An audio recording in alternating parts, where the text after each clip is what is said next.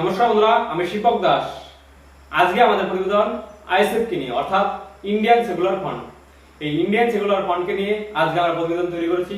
কারণ এই Indian secular fund অর্থাৎ আইএসএফ এবারের লোকসভা নির্বাচনে 18টি কেন্দ্রে তারা প্রার্থী দিয়েছিল। এই 18টি লোকসভা কেন্দ্রের মধ্যে যদি আমরা ফলাফল দেখি, আইএসএফ তেমন দাগ কাটতে না পারলেও এবারে লোকসভা নির্বাচনে কিন্তু রাজ্যে 4টি এমন কেন্দ্র রয়েছে যেখানে আইএসএফ আমরা মনে করছি উল্লেখযোগ্য ফলাফল করেছে, অর্থাৎ আইএসএফ এর জন্য একটি বিরাট জয়। কারণ আইএসএফ এবারের লোকসভা নির্বাচনে তারা কোনো জোট করেনি, তারা একাই লড়াই করেছে এবং একা লড়াই করে তারা কিন্তু এবারের লোকসভা নির্বাচনে আমাদের হিসাবে অনুযায়ী আইএসএফ একটি দারুণ ফলাফল করেছে। কারণ তারা একাদমে লড়াই করে এমন লোকসভা 4টি আসন রয়েছে যেখানে তারা তৃতীয় স্থানে উঠে এসেছে, অর্থাৎ বাম কংগ্রেস জোটকে পিছনে ফেলে তারা তৃতীয় স্থানে উঠে এসেছে। এই বিষয়টি কিন্তু আমরা আজকে তুলে ধরবো, যা কিন্তু কোনো বিকৃত মিডিয়া দেখাবে না এই বিষয়টি, তাই আমরা তুলে ধরতে বাধ্য হলাম। বন্ধুরা, এবারে যদি আমরা লোকসভা নির্বাচন দেখি, এই লোকসভা নির্বাচনের শুরুর দিকে মনে হলো যে বাম কংগ্রেস জোটের সাথে আইএসএফ যুক্ত হবে, কিন্তু শেষের দিকে তাদের আসন নিয়ে তাদের বনাবনি না হওয়াতে সেই বাম কংগ্রেস জোটের থেকে কিন্তু আইএসএফ ছিটকে যায়, অর্থাৎ বের হয়ে যায়। আইএসএফ তারা মনে করেছিল যে তাদেরকে 7 থেকে 8টি আসন মিনিমাম দিতে হবে, কিন্তু সেই জায়গায় বাম কংগ্রেস তারা রাজি না হওয়াতে আইএসএফ মনে করেছে তাদের সম্মান হানি করে তারা কোনো জোটে যাবে না, তাই তারা সেই বাম কংগ্রেস জোটের যে জোট সেই জোট থেকে বেরিয়ে এসে তারা একলা লড়াই করার সিদ্ধান্ত নেয়। তারা আমাদের রাজ্যে সম্ভবত 18টি কেন্দ্রে তারা লড়াই করে। এই 18টি কেন্দ্রে লড়াই করে তারা কিন্তু এবার 4টি এমন কেন্দ্র রয়েছে যেখানে তারা কিন্তু ভালো একটি ফলাফল করেছে। এই 4টি কেন্দ্র হলো বারাসাত, জয়নগর, মথুরাপুর এবং বসিরহাট।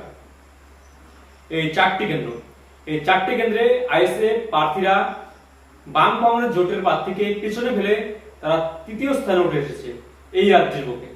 তো এই বারাসাত কেন্দ্রে যদি আমরা ফলাফল দেখি, বারাসাত কেন্দ্রে কিন্তু আইএসএফ প্রার্থী ভোট পেয়েছে 1,21,440টি ভোট।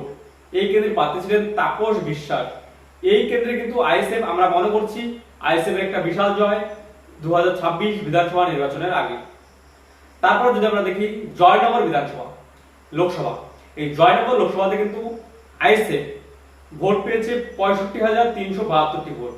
মেঘনাথ হালদার তিনি কিন্তু এই কেন্দ্রে 65,372টি ভোট পেয়ে বাম কংগ্রেস যে জোটের প্রার্থী তাকে পেছনে ফেলে এই কেন্দ্রে তৃতীয় স্থানে উঠে এসেছে, যা কিনা আমরা মনে করছি এটা সবাইকে জানানো দরকার, কারণ আইএসএফ এর এটা এই রাজ্যে বিরাট বড় জয়। তারপর আমরা দেখব মথুরাপুর আসন।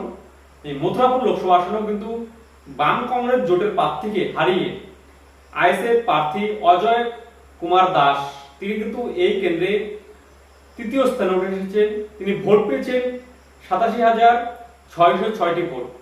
এই কেন্দ্রে আইএসএফ প্রার্থী উল্লেখযোগ্য ফলাফল। তারপর আমরা দেখব বসিরহাট লোকসভা কেন্দ্র। এই বসিরহাট লোকসভা কেন্দ্রে আইএসএফ প্রার্থী ভোট পেয়েছে 1,23,500টি ভোট। এই কেন্দ্রে আইএসএফ প্রার্থী ছিলেন আক্তার রহমান বিশ্বাস। এই কেন্দ্রে আমরা মনে করেছিলাম যদি বাম কংগ্রেসের সাথে জোট হতো তাহলে কিন্তু এই কেন্দ্রে আইএসএফ এর একটি জেতার সম্ভাবনা থাকতো, কিন্তু আইএসএফ এর সাথে বাম কংগ্রেসের জোট হয়নি।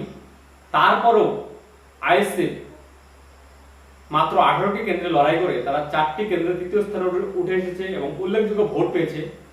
এটা কিন্তু আমরা মনে করছি বিরাট বড় পাওনা আইএসএফ কর্মী সমর্থকদের কাছে এবং আইএসএফ নেতৃত্বের কাছে। এছাড়াও তারা যাদবপুর লোকসভা কেন্দ্রে মোটামুটি কম বেশি প্রায় 90,000-এর কাছাকাছি তারা ভোট টেনেছে। অর্থাৎ সার্বিক যদি আমরা দেখি আইএসএফ একা লড়াই করে তারা মোটামুটি একটা ভালো ফলাফল করেছে। আসন জেতাই সম্পূর্ণ শেষ কথা বলে না, তারা যা ভোট পেয়েছে আশা করি তাদের আগামী 26 যে বিধানসভা নির্বাচন সেই বিধানসভা নির্বাচনে তাদেরকে অক্সিজেন যোগাবে, এই বিষয়টি আমরা মনে করছি।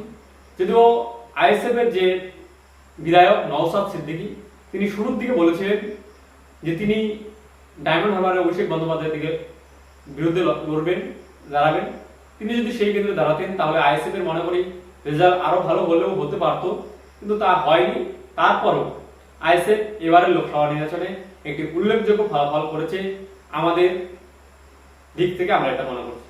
তো আজকে প্রতিবেদন তোমাদের কেমন লাগলো অবশ্যই তোমরা জানাবে।